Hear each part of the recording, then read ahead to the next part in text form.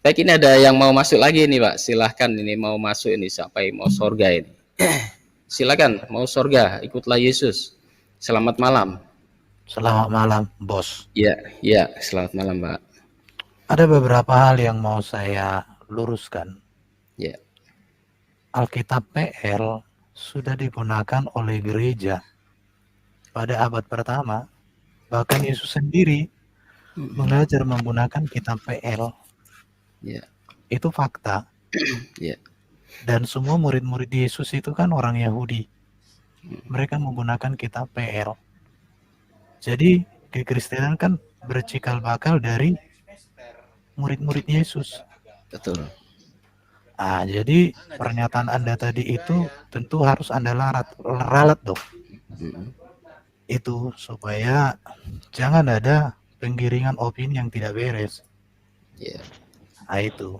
Jadi perpuluhan itu kan diteruskan. Perpuluhan pertama kali kan dari zaman Abraham. Dan gereja menerima seluruh isi PL menjadi satu kesatuan dalam iman Kristen. ya, Karena gereja tidak bisa lepas dari PL. Cuman pertanyaannya, orang Muslim lah yang tidak mengakui itu. Dikatakan palsu, tetapi di sisi lain disuruh juga untuk bertanya kan begitu. Baru kalau masalah mujizat, memang kuasa nama Yesus kan masih terjadi sampai sekarang. Ya kalau prokesnya tidak tepat, ya itu berhak pemerintah untuk menindak. Tapi Yesus kan untuk semua bangsa. Yesus untuk semua orang berdosa supaya masuk surga. Makanya kalau mau masuk surga, ikutlah Yesus. Karena Yesus satu-satunya yang datang dari surga dan sudah di surga. Jangan ikut yang datang dari mana dan sekarang entah di mana kan begitu. Iya pasti. Terkait adanya maka dia bisa mengampuni. Sebentar Mas Farudin, sebentar biar diselesaikan. Ya, Saudara RB nanti saya sanggah ya, Anda pernyataan Anda ini, Saudara RB. Ya udah kita diskusi, nggak masalah. Silakan saja berikan data dan fakta, berikan sumber-sumbernya. Waduh, datanya Alkitab itu semua. Alkitab sudah ada. Nanti saya benturkan dengan tahun chapter sebelum kita dan Quran. juga masalah Masoret. Loh, silakan Masoret lanjutkan. apa? Nggak apa.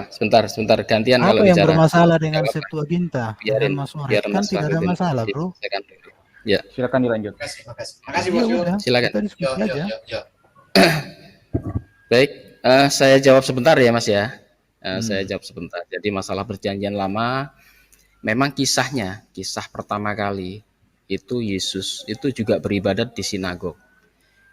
Waktu Yesus membaca gulungan kitab, yang dibaca adalah gulungan kitabnya orang Yahudi dari apa itu syariatnya Nabi Musa.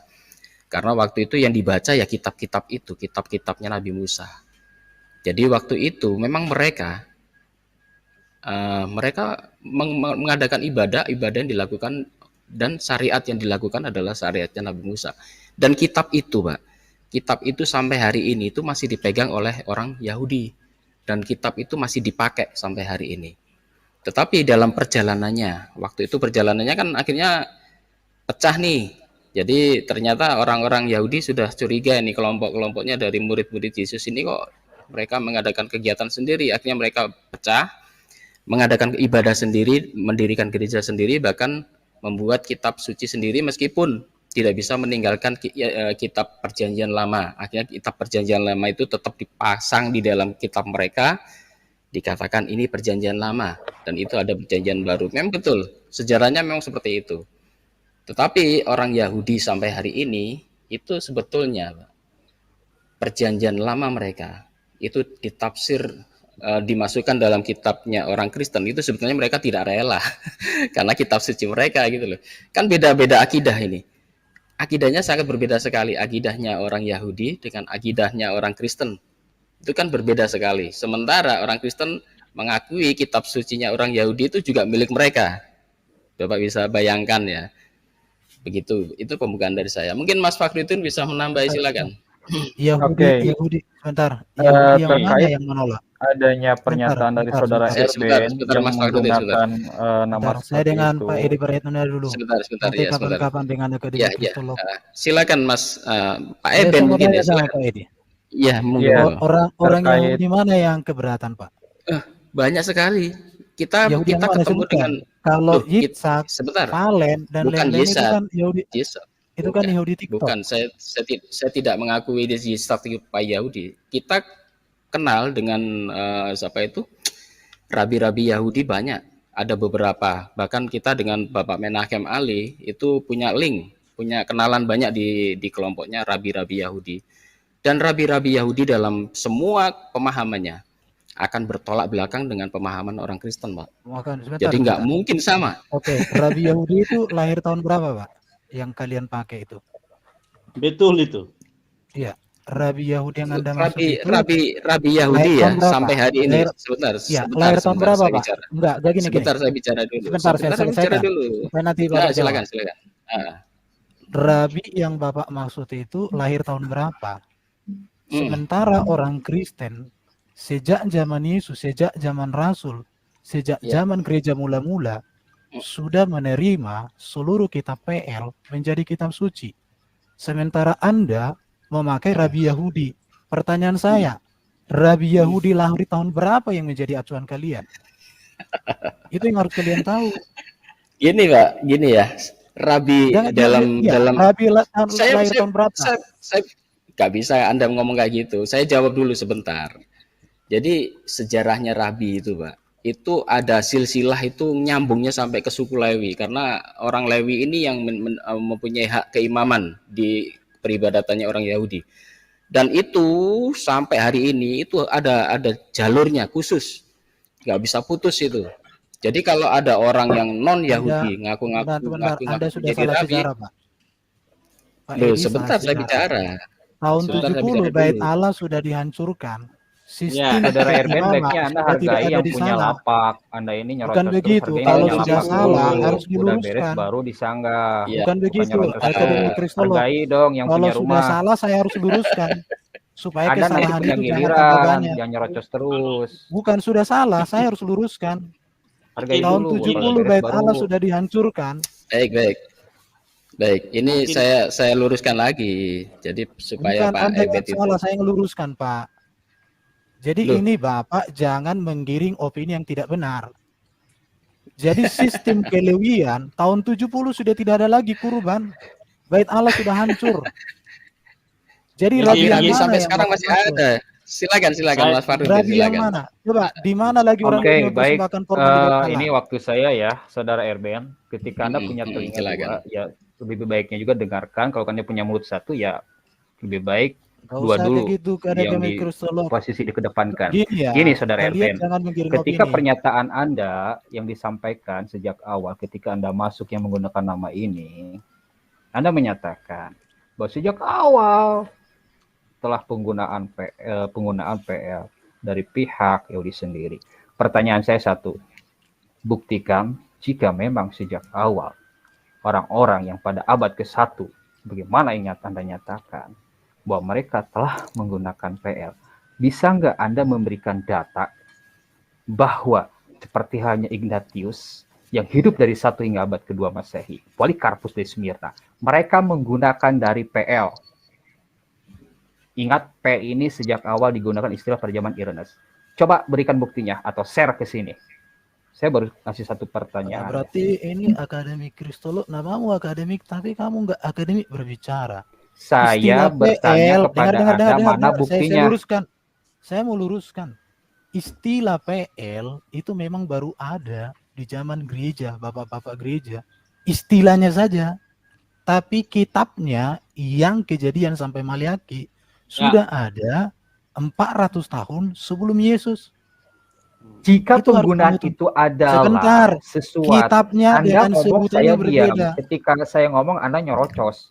Ketika itu penggunaannya diakui oleh Bapak Gereja, berikan saya bukti itu bahwa Polikarpus menggunakannya. Kalau Anda tidak tahu, bilang tidak tahu. Jangan sok Anda sebenarnya tidak tahu. Karena sampai kapanpun Anda bertanya kepada rektor, Anda tidak akan mendapatkan jawaban sama sekali, Saudara Erben. Jadi saya mau bilang dalam berdialog gitu. Kamu nggak paham.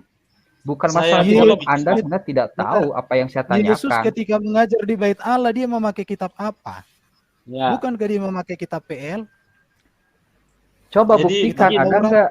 jika memang si Polikarpus, Ignatius itu penerus. Saya tidak berbicara Polikarpus, saya berbicara Yesus Saya murid-muridnya. secara spesifik. Anda menyatakan tadi sudah kamu itu 1 jangan abad aneh-aneh. Masehi penggunaannya sudah ada. Udah, kamu tapi ketika Anda diminta bukti, Anda tidak bisa memberikan Kristen, bro.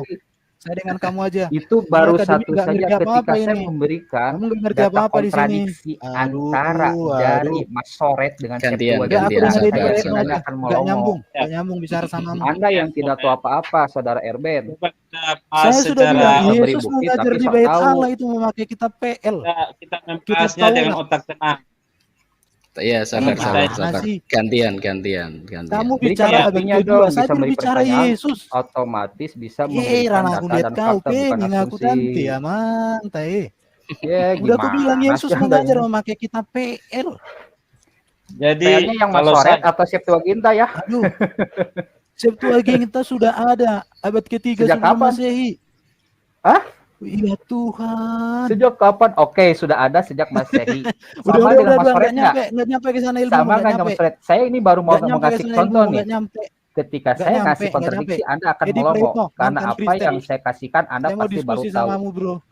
Ayo, coba buka Hakim pasal 118. Ngomong aja nih, bacot ini, nggak suka aku. Ini kelakuan Anda atau yang memang Anda tidak buka Hakim pasal 118. Masoret dengan Septuaginta mana yang benar? Buka tuh, sok, coba. Atau mau saya share screen-kan di sini, Pak Ed. Bantu Pak Ed. Aduh. Biar ini orang lain biar. Udah berbicara itu dulu sekarang. Sebentar, kalau kamu mau Anda itu, ini nyerocos terus menyatakan sudah ada sejak sebelumnya ya. Kan saya share-kan nih Pak Ed ya, tolong dibantu. Biar ini saya yakin pasti baru tahu nih si Erben ini nih, adanya kontradiksi antara aku tunggu kamu malam hari ini dengan adanya Masoret. Kalau kamu ingin bahas itu satu demi satu. Sekarang saja. Coba enggak. Mana yang benar, Septuaginta atau Masoret? Enggak nyambung. Masoret itu kapan itu? Masoret teks tahun berapa? Tahun berapa ditulis? Itu bukan masalah jawaban. Saya tanya, Anda Masoret teks itu tahun berapa? Baca yang saya tanya sama Masoret teks dari mana? Hakim pasal 1:18 mana yang benar? Masoret ataukah Septuaginta? Menurut Anda ataukah semuanya benar? Masoret teks itu tahun berapa ditulis? Ditanya balik nanya, ini wawasan ya itu Anda dulu supaya kamu mengerti. Jika Anda tidak tahu, udah tahu, ada ilmu, malah bertanya dijawab dengan pertanyaan. Ini wawasan Anda. Akademik cetek sebenarnya psikologi. Akademik sebentar, saya share dulu ya biar Anda ini nggak nyambung bisa memahami ini. Coba Erben. Sekarang Erben gini, nih, Anda baca bukan saya mau luruskan dulu.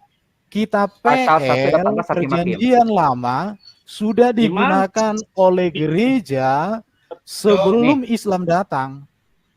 Nih, dan semua murid-murid Yesus itu orang Yahudi menerima kitab PL secara utuh. Iyalah gimana ya. Tolong jadi jangan kalian bilang bahwa orang Yahudi keberatan. Yahudi yang mana yang keberatan? Itu dulu yang kita tuntaskan. Kau jangan lari kemana-mana kawan. Kau jangan kayak tante-tante di sini. Sudah masuknya pakai menggunakan nama lain ditanya malah nggak bisa jawab, gimana ini? Nyerocos terus ini Erben. Coba Pak Ed di-share-kan ini untuk masalah yang tadi. Jangan dulu kau kemana-mana. Topiknya adalah itu selalu menyetir orang rumah Kristen apalagi orang lain sudah menerima kitab PL bulat-bulat. Bulat-bulat kayak tahu bulat. Kayak tahu bulat ya. Terima kasih Edi Prayitno. Cobalah kamu. Jangan mau lari, mau kabur. Bukan. Mau kabur. Aku baru dikasih hakim 1/18 aja ada kabur nih, gimana ini tuh? Aduh, saya bukan membahas hal itu kepada kamu hari ini. Kalau kamu bilang pengen aja, bahas itu, tunggu kau di room CY. Kenapa kamu nggak pernah muncul? Kenapa nggak sekarang saja? Bukan sekarang, saya nggak ada persiapan. Saya fokus untuk membaca bahwa kitab PL. Ini gimana yang benar menurut Anda? Kamu kan tadi bilang kalian punya rabi-rabi Yahudi. Kalian tanya dulu sama rabi-rabi Yahudi kalian itu. Ini benar tidak, saudara Erben? Apa yang benar? Masoret ini benar nggak menurut Anda? Coba baca. Tahun Masoret teks itu dari mana itu? Dari mana Masoret teks? Ini baca saja ini. Saya kasih linknya nanti di komentar sekarang ya. Si kasih nih. Jangan buka dari mana ngeles terus sebentar. Nih baca private chat nih. Saya kasih linknya nih. Sudah terima ya? Coba Anda cek. Benar nggak ini orang Masoret? Kristen Bentar, Edi Prayitno pastikan dulu ya. Bahwa orang Kristen sudah menerima kitab PL secara utuh sejak abad pertama. Itu dulu yang harus kamu apakan. Ya, harus pastikan. Betul. Jangan kamu framing kemana-mana. Itu dulu. Jangan dulu masalah kayak gini, perbedaan ada yang salah ini. Itu nanti kalau dibahas itu ada bukunya itu, hal-hal yang sukar dalam Alkitab. Profesor Doktor ahli bahasa Ibrani membahas itu. Kujelaskan pun samamu akademik nggak nyampe ke otakmu. Oh, asal kamu ditanya ini mana jawabannya, Erben? Enggak. Saya enggak fokus ke situ. Saya ingin meluruskan konsepnya Edi Prayitno yang mengatakan bahwa orang Kristen itu memakai kitab suci itu bukan milik orang Kristen. Itu yang mau saya luruskan di sini. Kalau berbicara tentang isinya, akademik kristolog, kamu masuk ke saya, kukuliti kau di situ. Ini kalau Pak, ada tamu ini sebentar ya, ada tamu sebentar ini. Saya sapa dulu nih, Pelita Pendidikan ini. Selamat malam. Ya, selamat malam, Pak. Pelita. Ya, selamat malam, Mbak. Ini saya hanya meluruskan ini.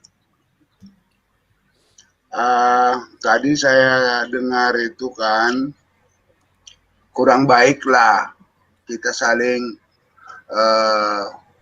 memisahkan antara agama kita itu. Karena agama itu sudah baik diturunkan oleh Tuhan kita masing-masing. Menurut tadi yang dibicarakan itu adalah perjanjian lama. Ya, perjanjian lama juga kan ada dipercayai oleh Al-Quran. Nah, berarti kita satu jalan, cuman membawanya masing-masing. Nah, masalah judul pembahasan tadi, masalah si Pak Andi Simon. Pak Andi Simon itu ya silahkan melakukan yang baik. Kalau menurut pemerintah PPKM itu salah, akan di-stop oleh pemerintah. Tapi barangkali banyak juga orang yang sakit mau disembuhkan. Nah, ini tidak perlu kita persoalkan, Pak. Jangan jadi dimasalahkan ini. Artinya, agama apapun yang masuk ke sana asal percaya dan yakin, mungkin kesembuhan ada di sana. Jadi kita jangan membawakan, oh karena ini agamanya ateis, tidak beragama misalnya, atau Kristen, atau Ortodok, atau Muslim, ya biarkan saja lah Pak. Jadi tidak perlu itu menjadi bahan perbincangan kita gitu. Kita melihat ada di sana kebaikan, ya syukur. Mari kita sama-sama bersyukur kepada Tuhan kita itu. Itu aja barangkali Pak, saya hanya meluruskan. Seperti Pak ini tadi, Akademi Kristologi ini membawakan satu jurus. Jangan begitu Pak. Kalau kita membawakan satu jurus kita masing-masing tidak akan ketemu. Jurus yang gimana Pak? Maksudnya Pak? Yang jelas dong, kalau memberikan pernyataan dan bersayap. Ya, maksud saya bagi kristologi tadi kan langsung membuat satu statement dari agama tertentu, gitu kan? Nah, padahal kita sama-sama punya, gitu kan Pak? Coba yang jelas, jadi yang Markus atau yang mana? Yang jelas. Ya, yang Markus tadi yang Bapak bahas dengan Pak apa tadi, Pak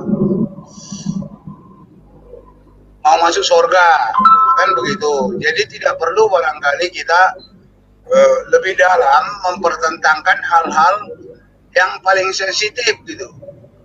Itu sebuah realitas Pak. Karena apa? Permasalahan itu ada di internal kalian. Dan saya hanya menampakkan, dan bahkan itu pun Anda bisa beli loh untuk tafsirnya yang saya tampakkan.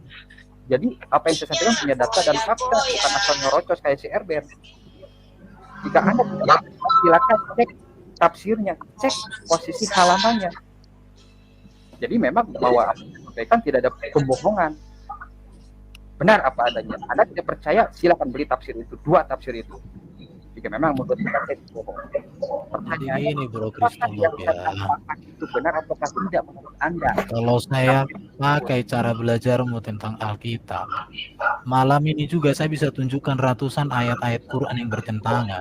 Udah, Ratusan. Anda tidak bisa Saya bisa Baik, tunjukkan baik, sama baik. Supaya saya fokus tidak ya, mau saya seperti- stop dulu, saya stop dulu, saya stop dulu, Ya, saya stop jadi dulu. kamu jangan berpolemik. Fokusnya Baik, tadi, baik. saya stop mau dulu. sebentar, Edi Prayetno. Saya mau Pak Edi Prayetno mencabut kata-katanya yang mengatakan bahwa orang Kristen kitab Yahudi itu tidak diakui. Itu yang mau saya luruskan sama Pak Edi Prayetno, supaya Pak Edi Prayetno cerdaskan umat Muslim dengan sejarah dan data yang tepat. Jangan Bapak membohongi orang karena Bapak bohong. Itu. Ya, yang bohong itu kan Anda yang nggak menggunakan Loh. nama sendiri, malah Yesus sendiri mengajar di Bait Allah menggunakan Erben, kitab PL. lu kalau berani debat sama gua, ya. Evangelis bukan Yohanan jadul Lander dulu. ini udah digebuk. Aduh, pede nggak kulihat kau tante.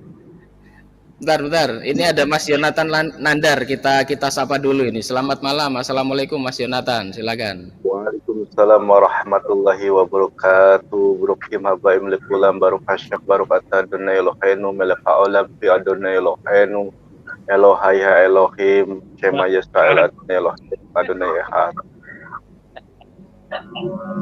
Selamat malam. Halo, selamat malam Pak Yonatan. Ya, selamat malam teman-teman semuanya. Saya ingin menyampaikan selamat malam dan mohon maaf kepada Pak Edi, saya terlambat berhubung tadi masih berada di perjalanan. Bagaimana menulis Adonai Eloheinu Elohaiha Elohim pada teman-teman Kristen. Ya. Biar bicara dulu, Pak. Halo Pak Yonatan. Ya. Sebentar Bisa Pak dengar, ya, saya Pak? belum selesai. Ya, saya bentar Pak, saya belum selesai bicara Pak. Biar bicara dulu, Pak. Ya. Silakan. Dan, Ayo. Apa lupa nih. Selamat malam juga Kang Fahru. Jadi saya teringat dengan apa namanya itu dulu puasa lalu kita ya. Perimpitan bareng gitu kan, ngobrol bareng. Suasananya udah tergantikan sekarang. Itu masa-masa yang indah yang perlu kita lakukan dulu teman-teman di Geraham Alam. Oke, Mr. X saya nggak tahu ini siapa, Pak Pelita Pendidikan sama ya. Siap.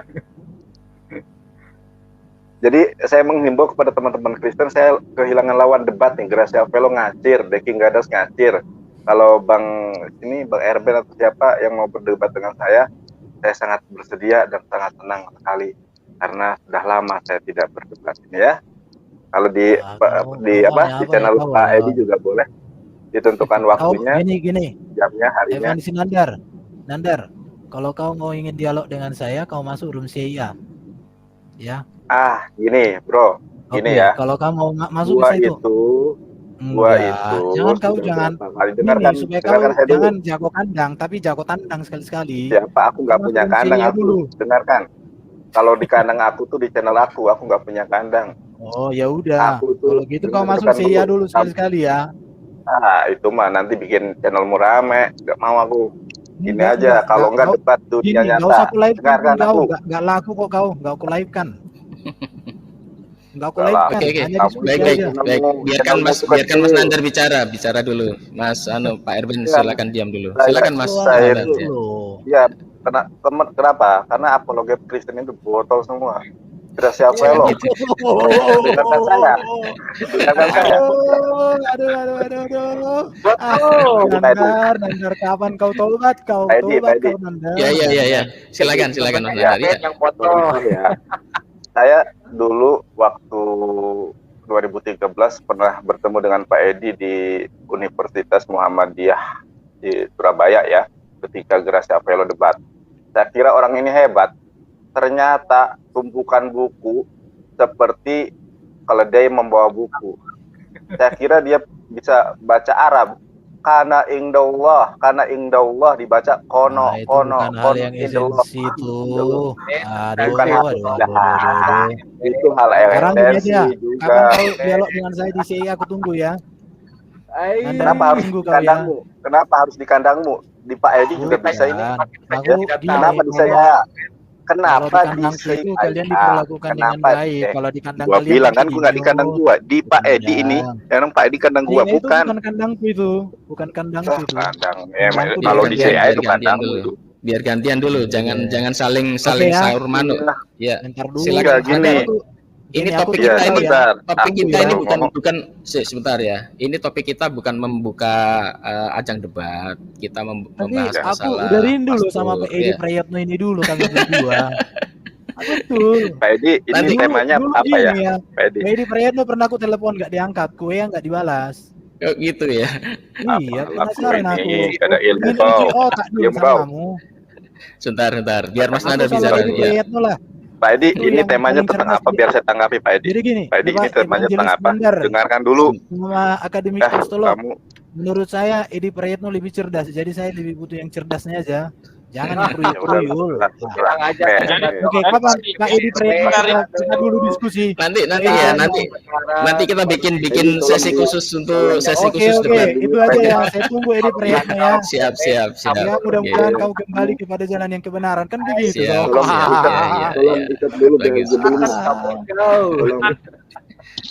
Tolong ikat dulu Lucifermu itu. Telepon QSD enggak Tolong dibalik ikat dia. dulu jinnya, tolong ikat dulu jinnya. Bilang kan. Kapan dulu kita dialog ini tuh Pak diskusi? Edi, nggak ada adab kau ini. Sama Pak Edi nih. Kenapa pula kau ini? Pak Edi, aku mau ngomong ini temanya tentang apa ini Pak Edi? Mas, ini masalah silaturahmi. penyembuhan silaturahmi dan penyembuhan masalah Pastor Andi Simon di Makassar kemarin. Ribuan orang kumpul, Mas.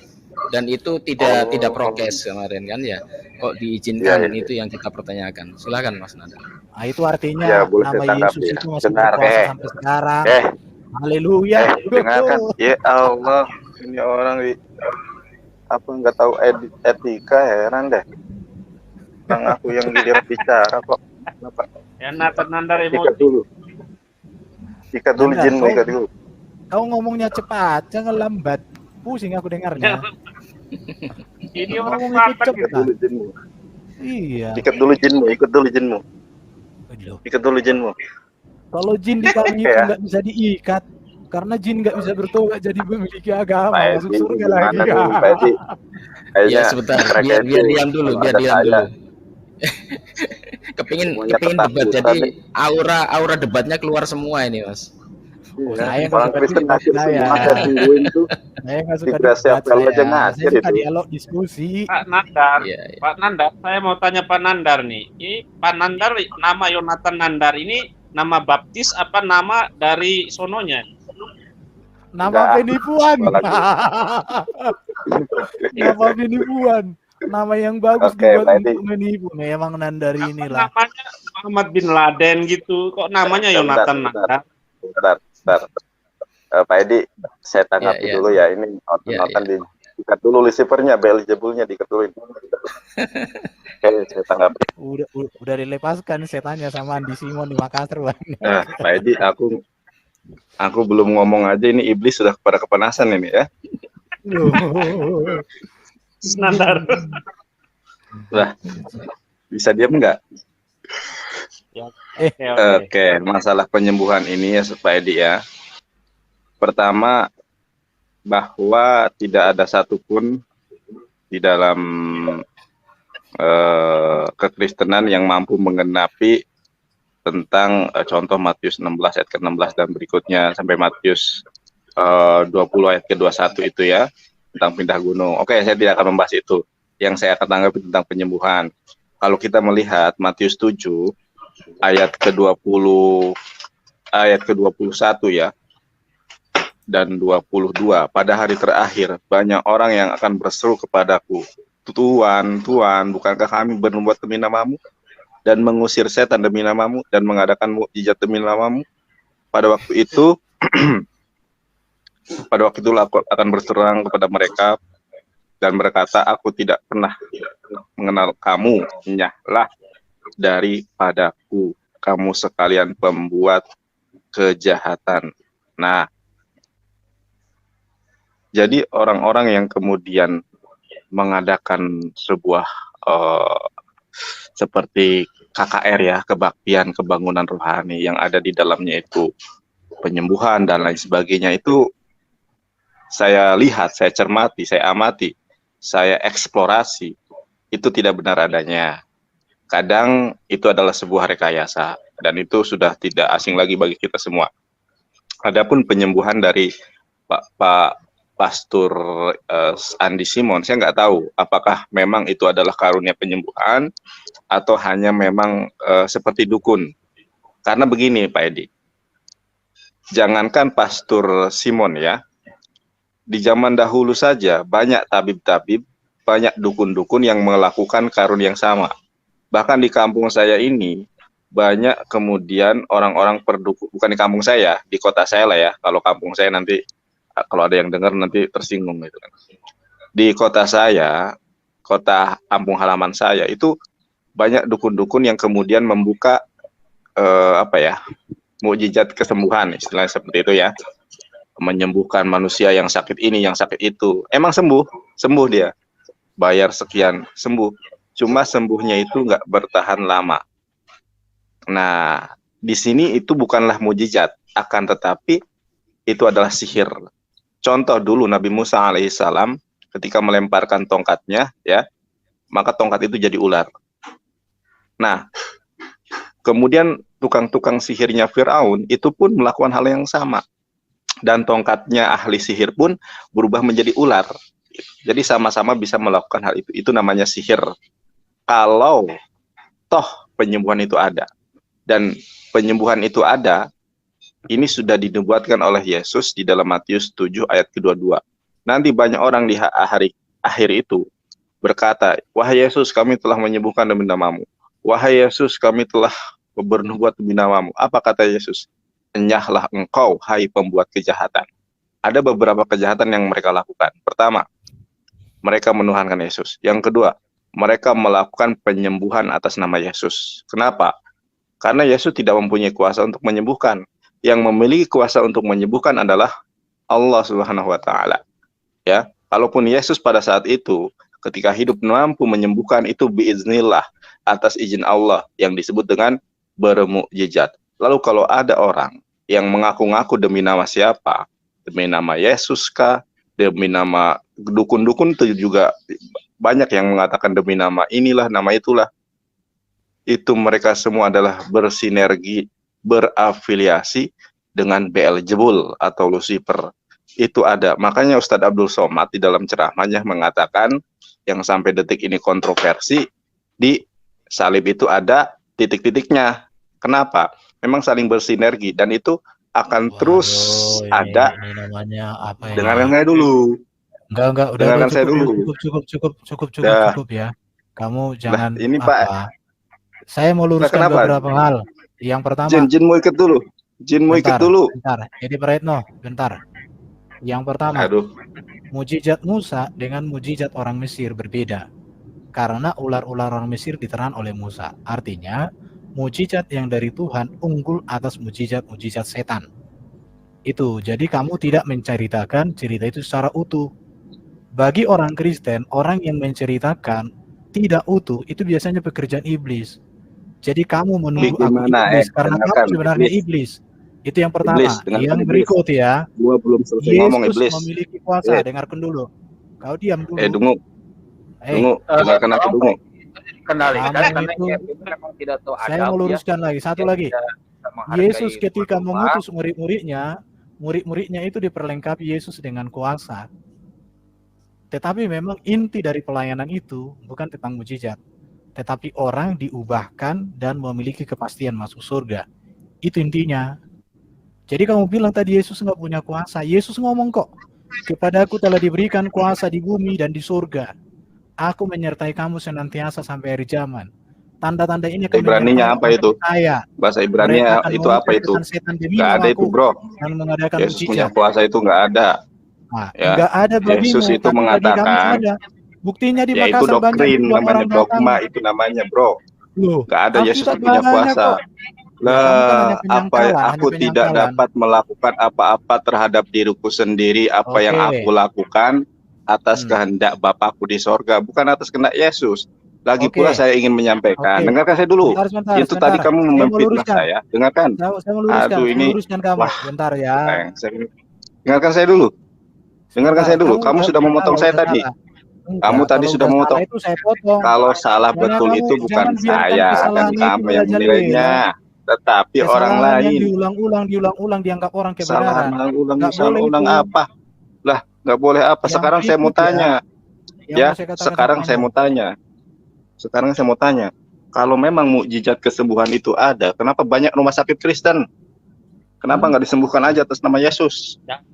Nih, aku punya cerita. Ya. Dah, ini nggak bisa diajak. Nggak bisa diajak diskusi ini. Bisa dialog ya. Udah, kamu belajar aja yang pinter.